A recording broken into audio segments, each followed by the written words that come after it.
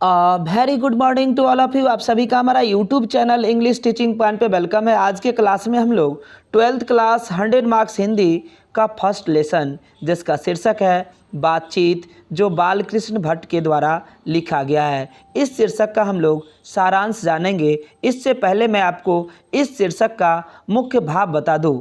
बातचीत शीर्षक के माध्यम से बालकृष्ण भट्ट ने बातचीत के महत्व पर प्रकाश डाला है और लिखा है कि बातचीत के माध्यम से ही कोई व्यक्ति अपने भावों और विचारों को दूसरों के सामने प्रकट कर पाता है। यदि बातचीत दुनिया में ना हो तो ये दुनिया गूंगी लगने लगेगी। सारांश जानने से पहले हम लोग लेखक के बारे में जान लेते हैं। बालकृष्ण भट्ट का जन्म 23 जून 1844 को हुआ था और 20 जुलाई 1914 को वे इस दुनिया से चल बसे। उनका निवास स्थान इलाहाबाद उत्तर प्रदेश था।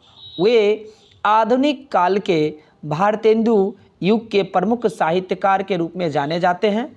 बालकृष्ण भट्ट हिंदी के महान साहित्यकार के रूप में जाने जाते हैं। उनकी प्रमुख रचनाएं इस प्रकार है, उनके द्वारा लिखी गई प्रमुख उपन्यास इस प्रकार है: रहस्य कथा, नूतन ब्रह्मचारी, 100 अजान एक सुजान, गुप्त बैरी, रसातल यात्रा, उचित दक्षिणा, हमारी घड़ी, सद्भाव का अभाव।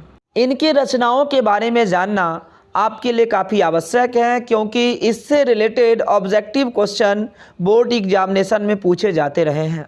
बालकृष्ण भट्ट के द्वारा लिखी गई प्रमुख नाटक पद्मावती, किरातार्जुनीय, बेनी संहार, शिशुपाल वध, नल दमयंती, शिक्षादान, चंद्रसेन, सीता वनवास, पतित पंचम, मेघनाथ वध, कट्टर सूम की एक नकल, विननलला, इंग्लैंडेश्वरी और भारत जननी, भारतवर्ष और कली, 2 दूरदेशी, एक रोगी और एक वैद, रेल का विकेट खेल, बाल विवाह इनके द्वारा लिखी गई प्रमुख नाटक है।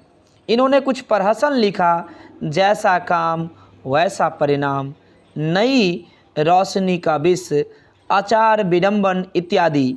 और इन्होंने अपने जीवन में लगभग 1000 से अधिक निबंध लिखा।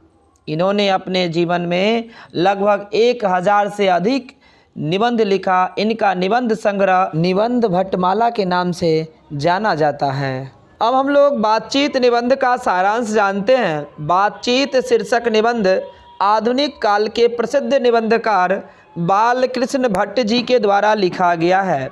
इस निबंध के माध्यम से बालकृष्ण भट्ट ने बातचीत के महत्व पर प्रकाश डाला है, जिसमें बालकृष्ण भट्ट लिखते हैं, वाक्य शक्ति को लेखक ने ईश्वर का वरदान बताया है।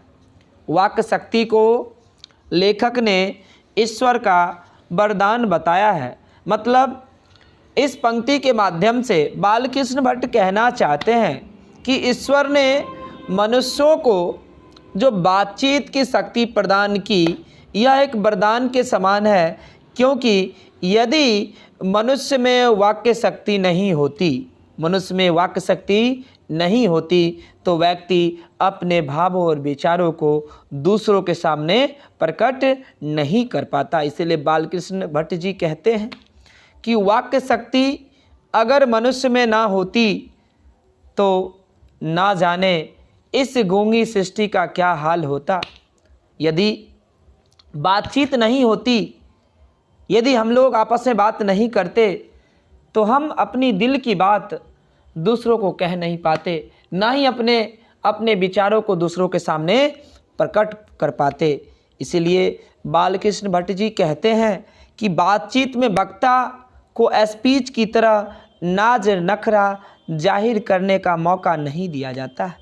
बातचीत में जिस प्रकार हम लोग, जो बातचीत का उत्तम तरीका होता है कि यदि हम किसी से बातचीत कर रहे हैं तो हमें केवल बोलना ही नहीं चाहिए, हमें सुनना भी चाहिए। कभी कभी ऐसी स्थितियां उत्पन्न हो जाती है कि कहीं पे बातचीत हो रही है और वहाँ पे एक ही व्यक्ति अपने विचारों को प्रकट कर रहा है, दूसरे व्यक्ति को मौका ही नहीं मिल पा रहा।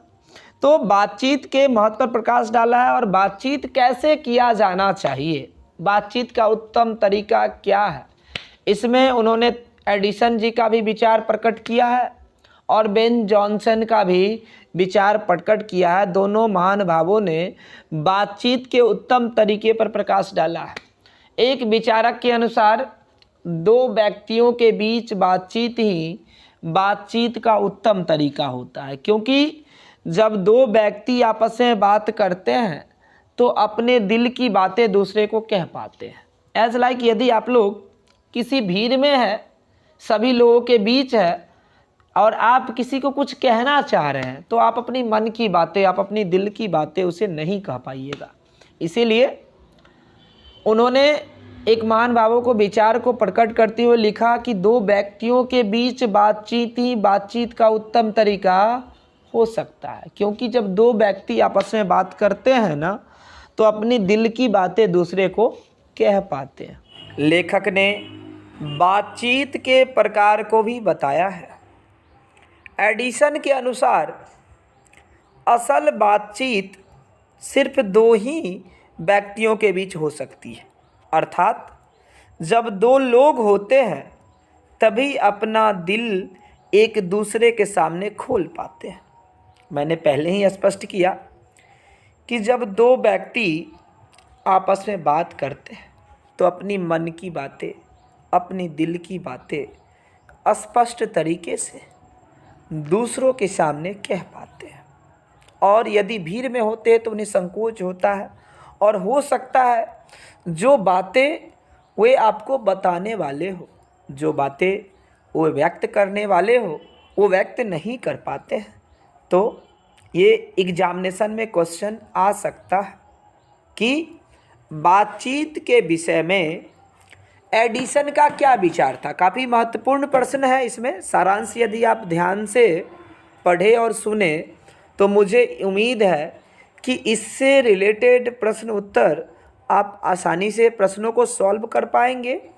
तो यदि आपका एग्जामिनेशन में क्वेश्चन ऐसा आया कि एडिसन के अनुसार बातचीत का उत्तम तरीका क्या है, तो आप लिखेंगे कि एडिसन के अनुसार दो व्यक्तियों के बीच ही बातचीत का उत्तम तरीका है, क्योंकि जब दो व्यक्ति आपस में बात करते हैं तो अपनी दिल की बातें दूसरों को कह पाते हैं।